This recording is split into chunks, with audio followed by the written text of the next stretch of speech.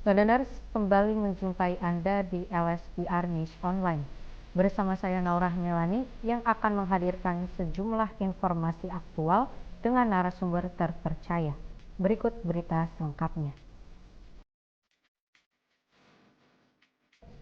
Listeners, e-sport sudah jadi fenomena global dan buka jalan karir profesional bagi para gamer.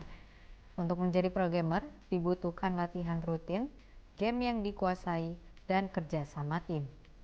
Di Indonesia, Perenasi aktif membina talenta muda untuk bersaing di ajang internasional. Apalagi e-sport sudah diakui sebagai cabang olahraga resmi di SEA Games dengan games seperti Dota 2, League of Legends, dan PUBG Mobile. Kesempatan generasi muda untuk berkarir di dunia e-sport semakin terbuka lebar. Listeners, dengan semakin besarnya peluang karir di dunia e-sport, penting bagi generasi muda untuk memahami langkah-langkah yang perlu diambil untuk menjadi pro gamer.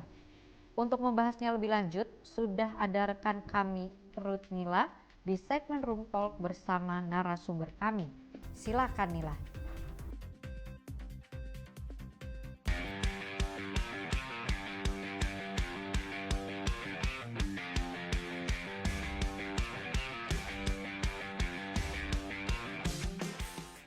Terima kasih Naura. Halo listeners, senang sekali dapat menjumpai Anda di Room Talk bersama saya Ruth Nila. Nah, di segmen kali ini kita akan membahas mengenai perkembangan dunia e-sports di Indonesia dan peluang karir bagi generasi muda. Telah hadir bersama dengan kita narasumber yang akan berbagi pengalaman dan wawasan seputar di industri ini. Karena e-sport ini lagi banyak banget digandrungi sama anak-anak muda ya, khususnya mahasiswa-mahasiswi di LSPR itu pun begitu ya, gitu. Jadi kita akan bahas dengan narasumber yang luar biasa. Tapi sebelum itu kita mau kenalan dulu ya. Tak kenal maka tak sayang. Untuk itu kita kenalan terlebih dahulu. Oke, mungkin boleh kakak-kakak dikenalkan nama dan juga aktif sebagai apa di LSPR Esports. Silahkan. Oke, halo semuanya. Nama aku Gian Erlando. Aku di sini aktif sebagai presiden untuk LSPR Esports. Oke, selanjutnya. Ya, halo semuanya. Nama aku Mikael Kurniawan. Di sini aku sebagai pro player Valorant di LSPR Esports. Oke, jadi hari ini kita sudah kedatangan dua tamu yang luar biasa. Ada presidennya e-sports nih teman-teman dan juga pro player Valorant. Ada Gian dan juga Ken ya panggilannya. Oke, jadi sebelumnya kita sebenarnya udah kenalan dulu ya. Jadi aku tahu panggilannya Ken gitu. Jadi kita udah tahu nih ada Kak Gian, dan juga ada Kak Ken. Mungkin langsung aja ya, karena aku yakin teman-teman semua udah penasaran nih tentang e-sports seperti apa, pengalaman dan latar belakang Gian dan juga Ken seperti apa di dunia game. Dan aku juga jujur penasaran nih tentang Valorant, tentang games dan activity apa yang ada di LSPR Esports. Seperti itu. Nah, mungkin langsung aja untuk Gian terlebih dahulu nih. Sebagai presiden LSPR Esports, apa sih visi dan fokus utamanya nih yang pengen Gian bawa buat mengembangkan tim dan komunitas esports di lingkungan kampus? Jadi Gian tuh pengen kayak apa sih membangun image-nya e-sport seperti apa? Mungkin ada goals-goals tertentu yang pengen Gian capai gitu ya sebagai presiden LSPR Esports. Silahkan boleh dijelaskan.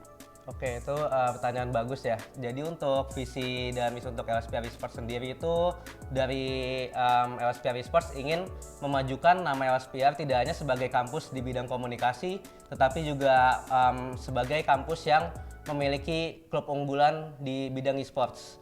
Lalu untuk komunitasnya sendiri, dari kami berencana untuk memajukannya dengan berkolaborasi dengan pihak-pihak eksternal dan juga mengadakan berbagai event ataupun workshop.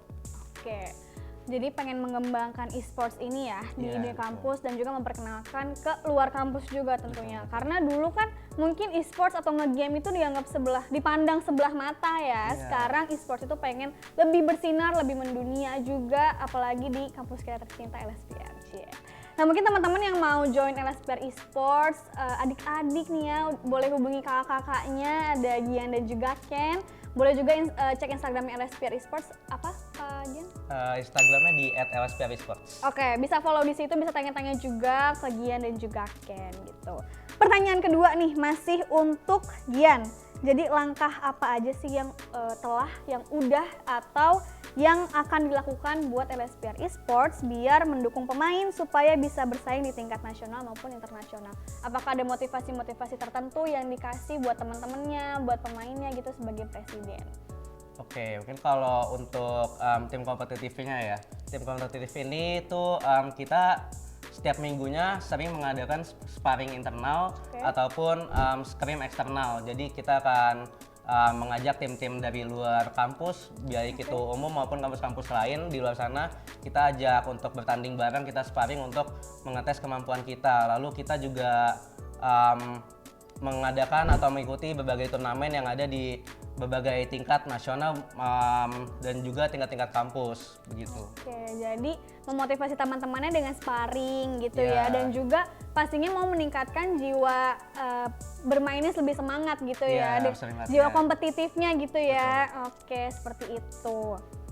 Selanjutnya nih, nah dari tadi kan sudah sama Gian nih ya, udah ngobrol sama Gian. Nah kita mau ke Ken lagi.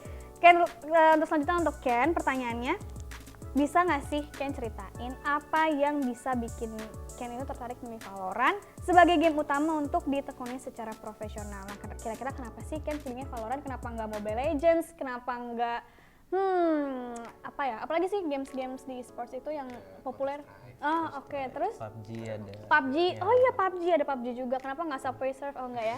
Nggak, jangan ya, bukan Subway Surf. Kenapa Valorant yang jadi games utama yang pengen dimainin terus gitu, yang pengen diseriusin?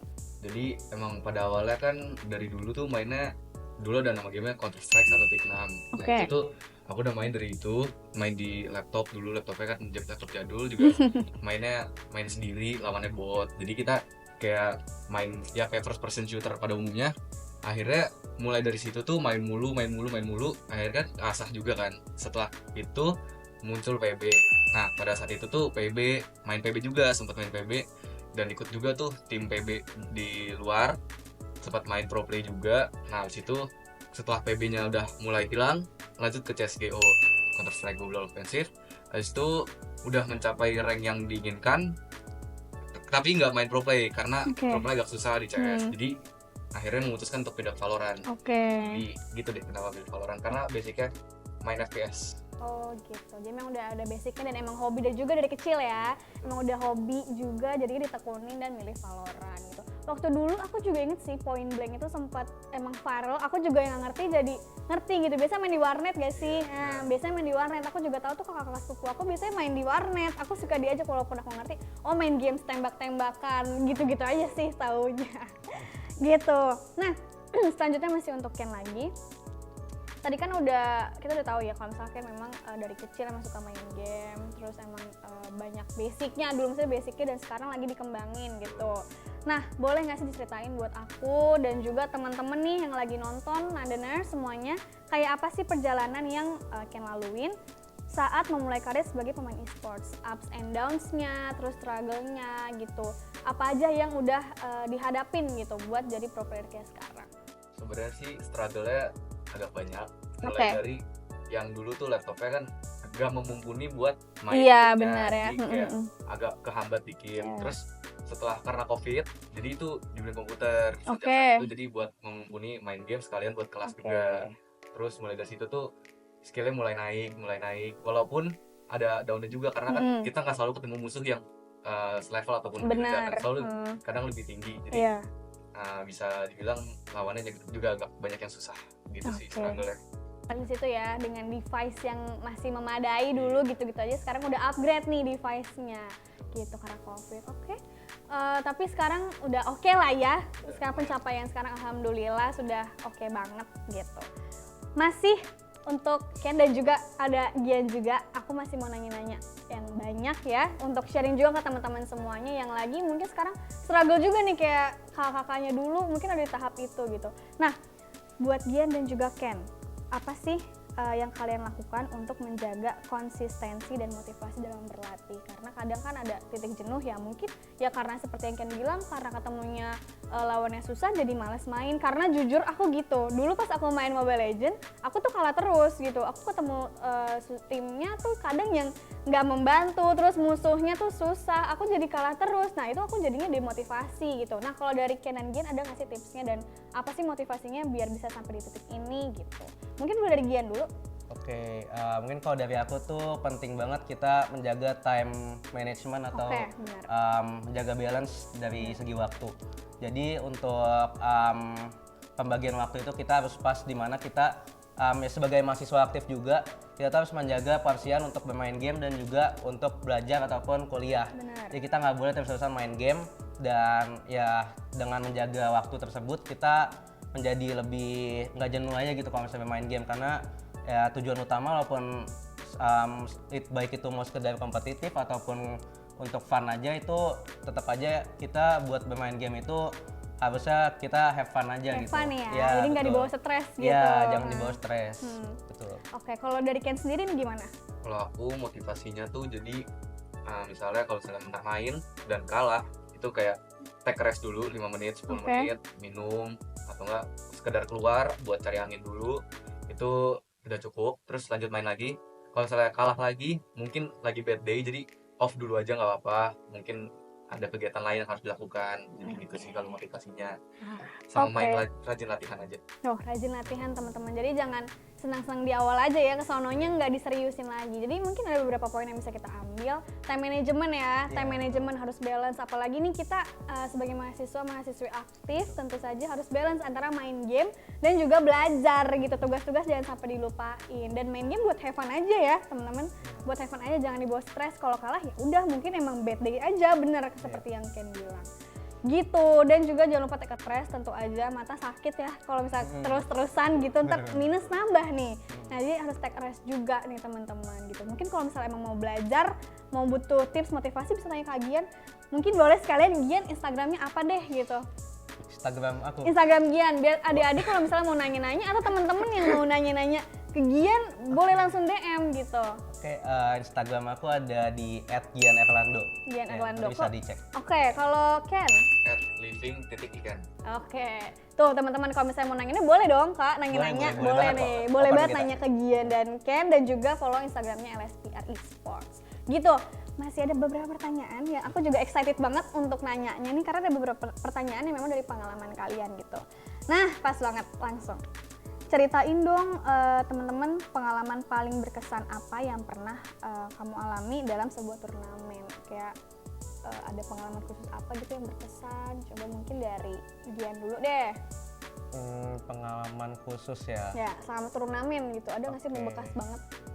Kalau aku sendiri dulu sempat berkecimpungan di dunia PUBG Mobile. Oke, PUBG. Ya, jadi waktu itu tuh LSPR Esports itu sempat mengikuti turnamen PINC di mana itu untuk turnamen tingkat kampus kita bertanding melalui babak kualifikasi terlebih dahulu.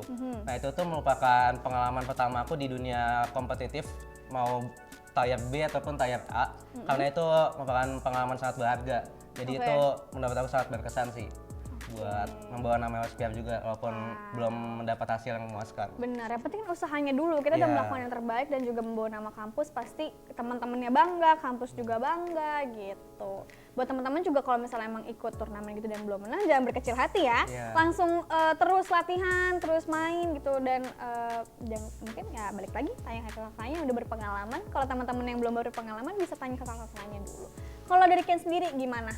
Kalau yang paling berkesan tuh jadi dulu waktu aku SMA aku main Valo kan. Itu tuh dari SMA aku udah main Valo, aku lomba antar sekolah lawan 48 sekolah dari berbagai di Jakarta. Terus itu tuh aku bener-bener sama teman-teman sekolahku main, nggak pernah latihan, nggak pernah ada waktu buat bareng-bareng bonding, nggak pernah apapun itu.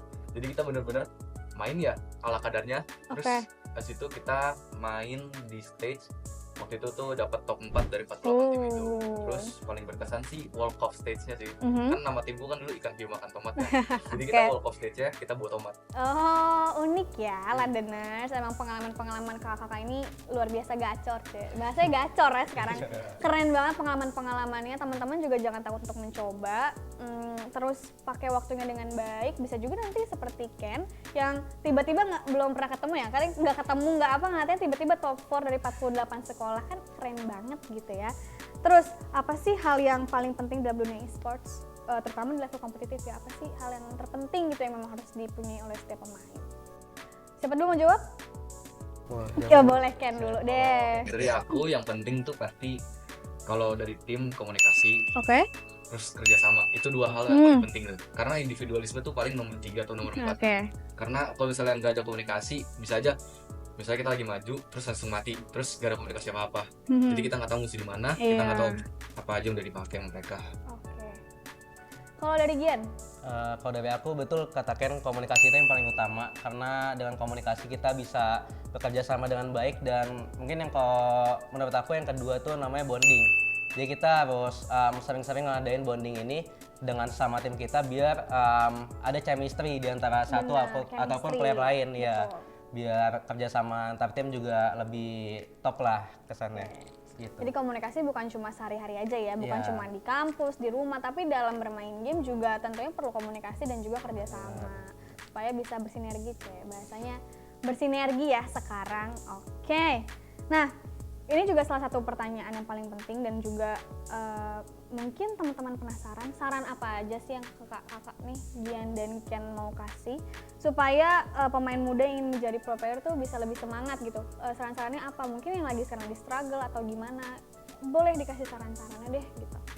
Oke, mungkin kalau dari aku sarannya tuh karena kita juga sebagai mahasiswa aktif ya, kita memang passionnya di dunia game nih, tapi kita nggak boleh yang namanya lupain belajar.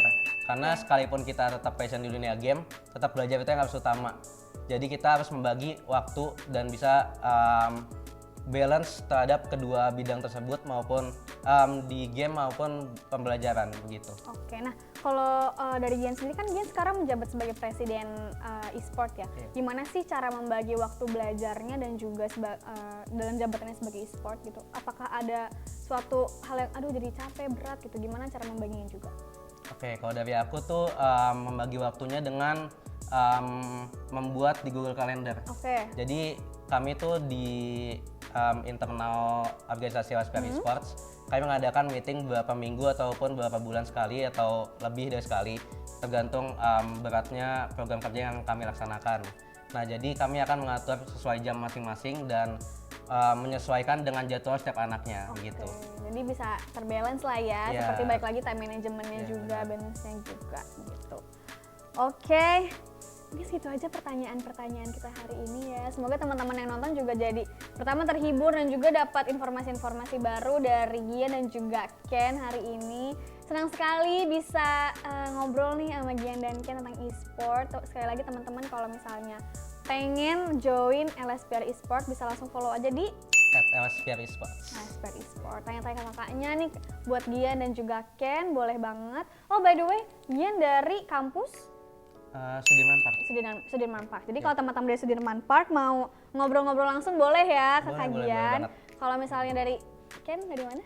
Aku dari Transpark. Jadi teman-teman dari kampus Transpark boleh juga untuk nanya ke Ken. Oke, sekian aja untuk hari ini. Terima kasih untuk Gian dan juga Ken buat wawasan yang telah dibagikan tentang industri e-sports. Semoga informasi ini bermanfaat bagi para penonton yang tertarik menjelajahi dunia game profesional. Terima kasih. Udah ngeluh capek, pusing, ngantuk, tapi belum minum air dari pagi.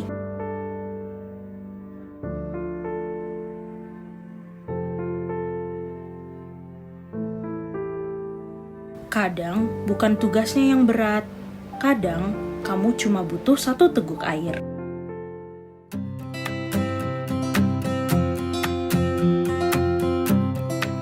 Minum air bantu pikiran tetap jernih. Simple tapi sering dilupain.